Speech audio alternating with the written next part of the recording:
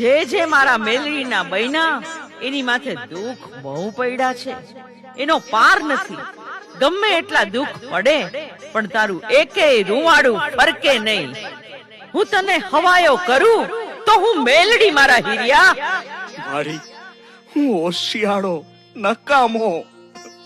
મારા હીરિયા, તને મનની માલિપા ઓરતા આવ્યા છે ને. હવે મારા મહેનત કરવાના કમાવાના દી નથી. તને મનની માલિપા ઓરતા થાય છે ને.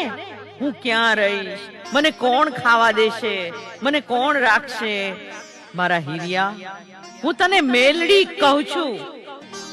સાંભળ, સામું તળાવ દેખાય છે, એમાં સાજ બહુ ઉગ્યું છે.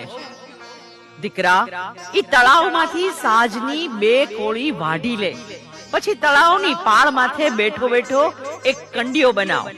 પછી તું ભાળ એમ આ નાળિયેરમાંથી હવાવેતની નાગણી થઈને નીકળું.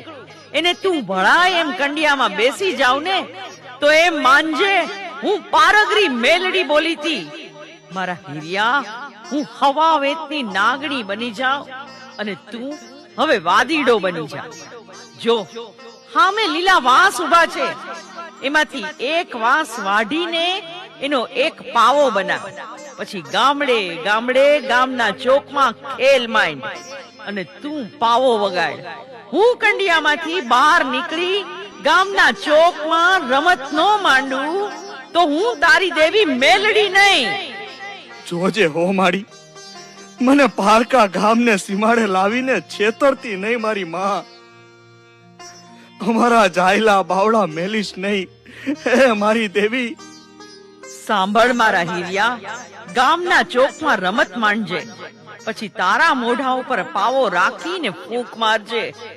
તું પાવો વગાડ, એમાંથી 36 રાગ રાગણી મારે મેલડીને કાઢવાના છે.